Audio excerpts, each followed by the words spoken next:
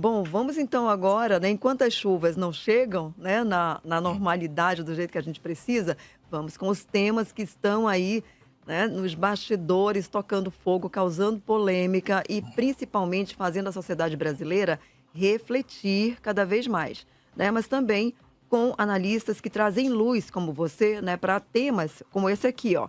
A maioria do Supremo Tribunal Federal decidiu manter o pagamento de aposentadorias e pensões a ex-governadores ou seus dependentes em ao menos 9 estados, por elas terem sido concedidas antes da prática ser considerada inconstitucional pela Corte.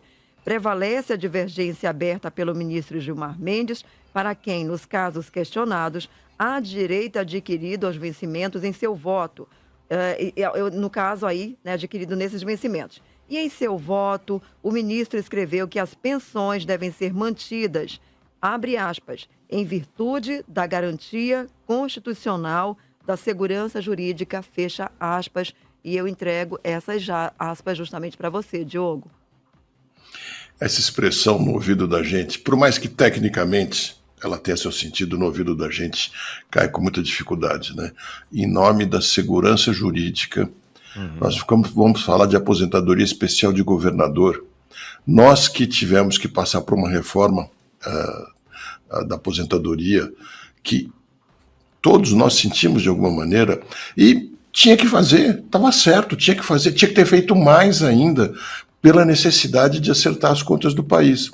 Mas quando a gente vê isso e vê que ainda estamos discutindo aposentadorias especiais de governadores e que existe espaço na lei para isso, não é que estão inventando, é que deixaram brechas legais para, a par de todas as dificuldades que a gente passa no Brasil, inclusive com essa seca monstruosa, com o calor enorme no Sudeste e tudo, a gente tem que ouvir que eles estão discutindo dentro da lei privilégios de governadores. Alguém aqui se lembra de um ex-governador necessitado, sabe, que precisasse de uma aposentadoria especial para viver de maneira minimamente digna? Não. A gente só tem uma solução: estabelecer um teto universal, inclusive para presidente. Chega, até aceito, olha, 10 anos de salário maior do presidente, para que ele não precise procurar trabalho depois de largar o cargo. Até aí eu aceito, mas de resto, a aposentadoria tem que ter um teto para você, para mim e para todos nós. E para eles especialmente.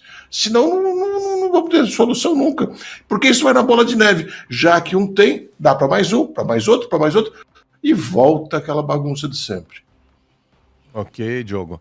No tema 2, um grupo de 46 deputados apresentou na quinta-feira um pedido de impeachment contra o ministro dos Direitos Humanos, Silvio Almeida. O pedido endereçado ao presidente da Câmara, Arthur Lira, ocorre após o Ministério ter confirmado ter pagado passagens aéreas e diárias para Luciane Farias, conhecida como a Dama do Tráfico, para participar de agendas do governo federal em Brasília. O que você acha de mais uma repercussão desse caso? Primeiro eu quero me dirigir, especialmente, se me permitir, a Cleide Gonçalves, que me mandou uma mensagem dizendo que gosta, que acompanha os programas, que acompanha os comentários, mas que ela ficou incomodada quando me viu criticando o Amazonas, com a dificuldade que já existe por aí, pela seca e tudo isso. Eu quero deixar bem claro, minha crítica jamais falei já para ela também, jamais é ao Estado, que tal acima da média do Brasil, é muito importante dizer isso em todos os aspectos, e dá um baile no Rio de Janeiro, por exemplo, em termos de segurança, mas é uma aula para o Rio de Janeiro. Então, fique claro isso. Posto isso, a gente vê que, claro, todos os nossos estados têm seus bandidos, todos. Mas a gente vê que essa questão dessa senhora, dessa primeira dama do tráfico, vai dar muito o que falar ainda. Foi uma bomba que caiu no colo do governo, que não foi meramente acidental, quer dizer, apareceu por conta de uma leniência que vem de muito tempo. E esse excesso de ONGs que a gente tem tem muita gente do crime que se apropria delas mesmo. É uma das maneiras que a gente já falou aqui, que eles vão se apropriando do poder e vão chegando no poder. E houve uma leniência, sim. Mas olha, de outros governos também, só que dessa vez ficou muito patente. E o governo vai pagar caro por isso. Esse assunto não vai morrer na semana que vem mesmo.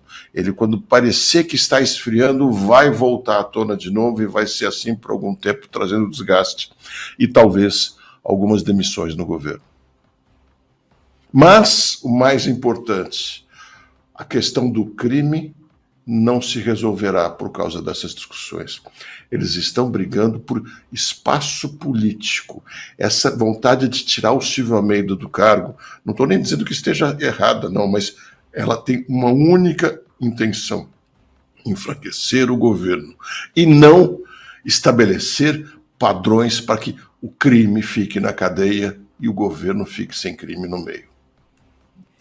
Bom, Diogo, e tem mais um ministro aí que está nos holofotes, né? Que depois de ser criticado por mudar a regra para o expediente no setor de comércio aos feriados, o Ministério do Trabalho e Emprego disse na quinta-feira que a portaria é legal. Diz que foi feita uma adequação ao texto legal sobre os feriados, não mudando nada em relação aos domingos. Segundo informado pelo Ministério ao site Poder 360, as atividades do comércio em geral aos domingos já têm autorização por lei, por isso não se trata desse assunto na portaria. E as dos feriados, de acordo com a lei, precisam de autorização da convenção coletiva.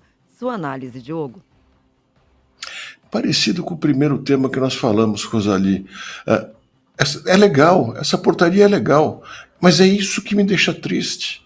Nós ainda estamos sujeitos a portarias, não é nem decretos, nem leis, a portarias discutidas apenas dentro de um ministério e pela vontade de um ministro de fortalecer os sindicatos, fazer com que a gente dependa de gente que não nos conhece para decidir se a gente pode trabalhar aos domingos.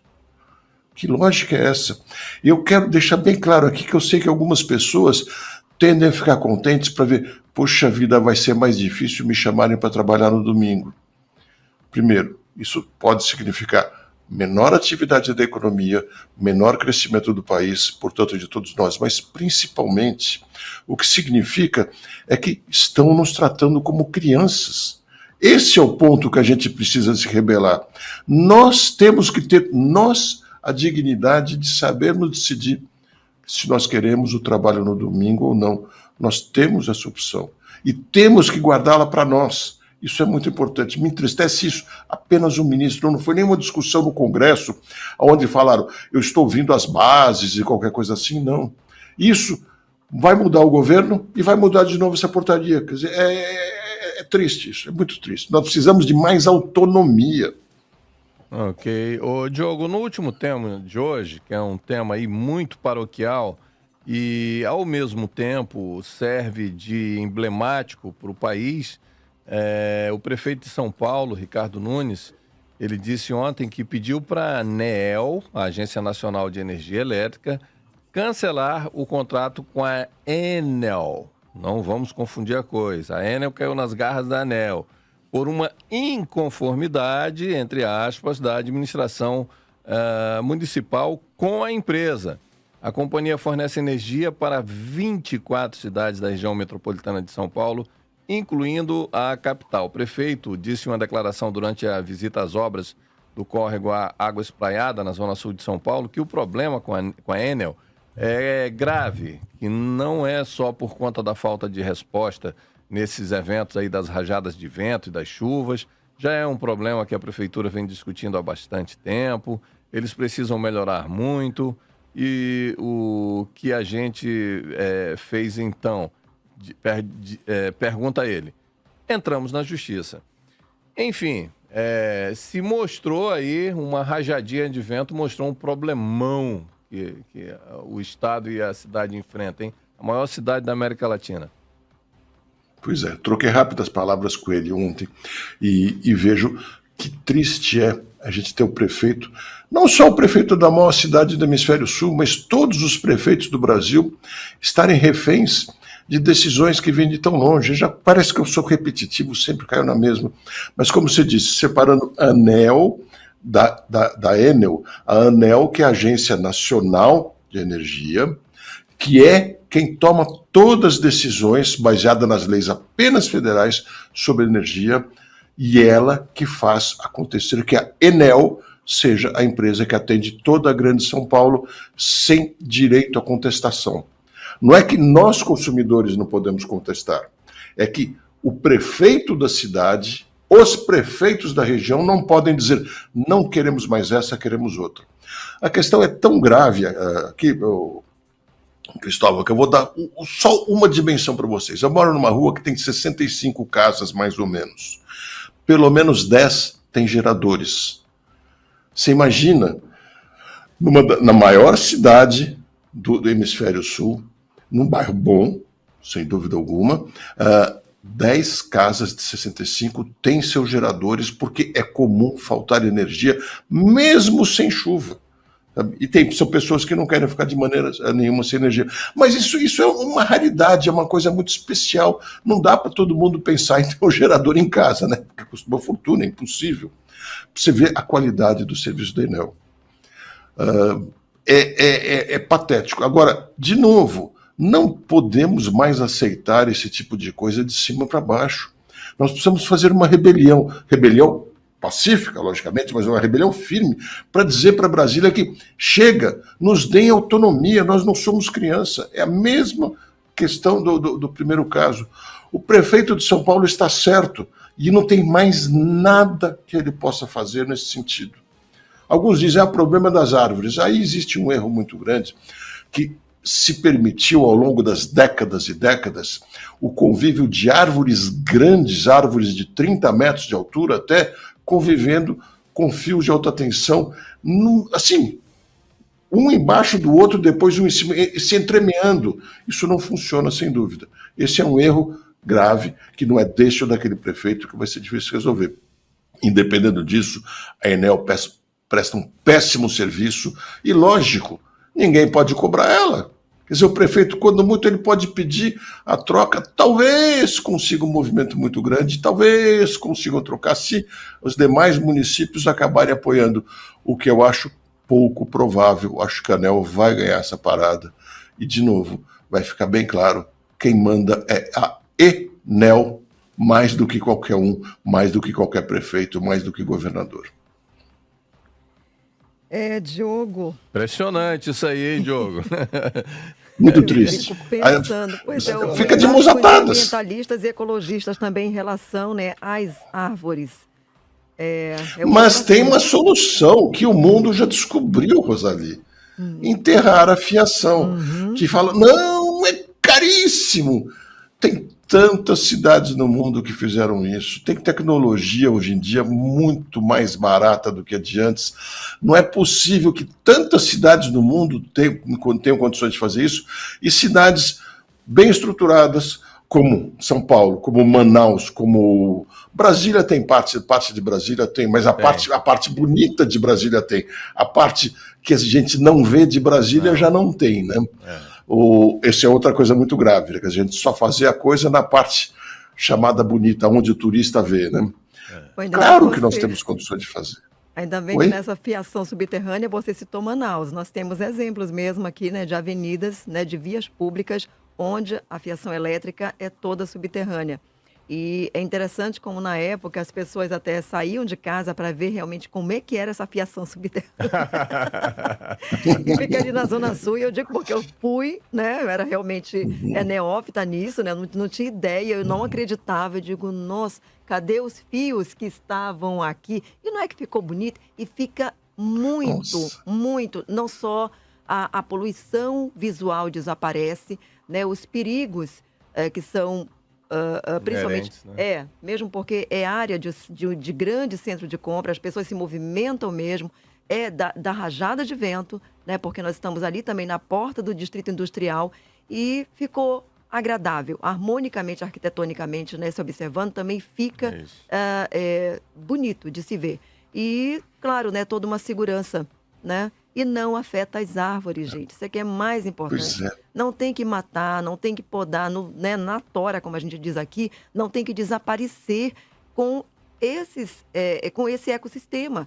elas também elas são necessárias demais. Como é que é a que você cita de manhã?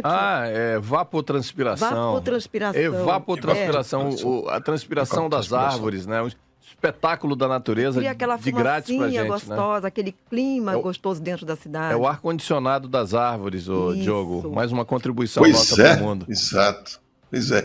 E quem já dormiu em rede no meio da floresta sabe o quanto as árvores fazem essa função de ar-condicionado. Chega a ser frio, a gente precisa até de uma cobertazinha, porque senão não aguenta, né? Quer dizer, as árvores são muito importantes na cidade.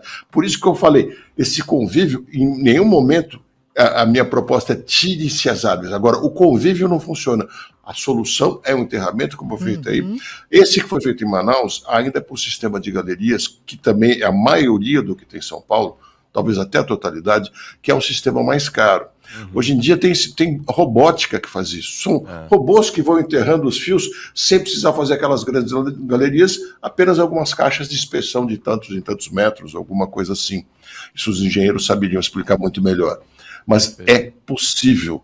Porque pense de outro lado, o quanto custa podar árvores, porque elas crescem todo dia. E não só quanto custa, não é qualquer árvore que aceita poda. A gente vai podando a árvore, vai deformando ela, e aí ela fica enfraquecida, e aí tem o risco de cair e fica pior ainda. Então, a árvore tem que ter o espaço dela, e a fiação tem que ficar longe da nossa vista, que fica tudo muito mais bonito, muito mais agradável. E é possível, se a gente escapar dessa amarra de que Brasília, ou melhor dizendo, Planalto Central, senão os brasilienses podem ficar bravos comigo, Planalto Central manda no país inteiro de uma maneira tão exagerada. A gente vai e volta pro Pacto Federativo novamente, não tem pois jeito. Não tem pra onde Não tem jeito.